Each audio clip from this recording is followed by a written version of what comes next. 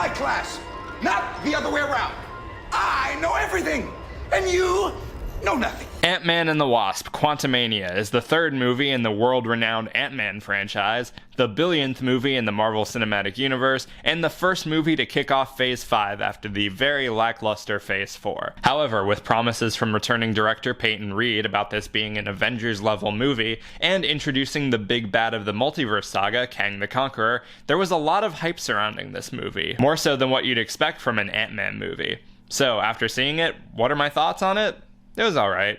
It's not the best movie of all time, but it's definitely not 58% on Rotten Tomatoes bad. The big question is, does it honor that promise of being an Avengers-level movie? And I'd say, kind of. This is an Avengers-level movie in the same way that the first Avengers was an Avengers-level movie, if that makes any sense. That first movie was big for the time. It brought together 6 characters from 5 previous movies to face off a big threat while setting up for an even bigger threat later down the line. That's exactly what Quantumania does, to an extent. It tells a much grander story than what we're used to, and offers a version of Kang that is just dangerous enough to pose a threat to our heroes, while still leaving enough room for an even more dangerous threat later on. I really like Jonathan Majors as Kang this time around. He's kind of in a unique position as an actor, where he can play multiple versions of the same character, and no two of them will act the same. This version we see in Quantumania is described as an all-powerful dictator who can't be stopped, but we don't really see that all that much. He just kind of looks angry and menacing and kills a bunch of background characters, and then kind of goes out like a bitch. Honestly, this line, I don't have to win. We both just have to lose, was making me think he was going to kill Ant-Man by the end of the movie. That would have at least cemented him as a bigger threat.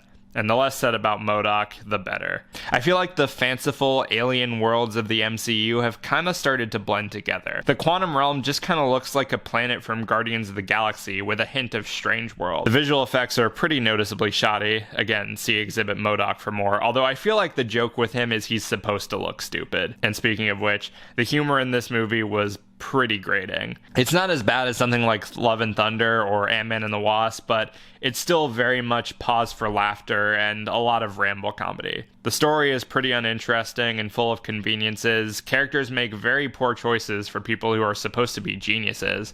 And speaking of the characters, I know Catherine Newton has faced some backlash for the whole Cassie Lang casting situation, and yeah, that is pretty shitty how they handled it, but I didn't want to let that taint my view of her as the character. Well, after having seen the movie, I can say with absolutely zero bias that I really did not like Cassie in this movie. She's really annoying and constantly criticizes Scott for not doing enough as a hero, whereas she's over here causing more problems than she solves. Also, how is someone with pretty much no scientific knowledge or experience able to put together a quantum satellite? Just by reading Hank's books? I know I'm sounding pretty negative right now, and I promise the movie isn't as bad as the critics are making it out to be.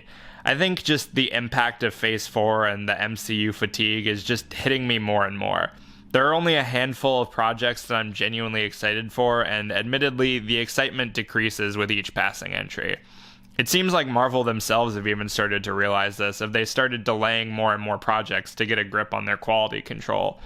I hope they're able to get their shit together because, unlike a lot of these reactionary hate channels, I don't want to see Marvel fail. I want to see them reach the heights of the Infinity Saga again, but they need to have good quality stories to get there. But anyway, A Bug's Life 3 Kang Dynasty was a fine time. Check it out if you care. I'd give it a 3 out of 5.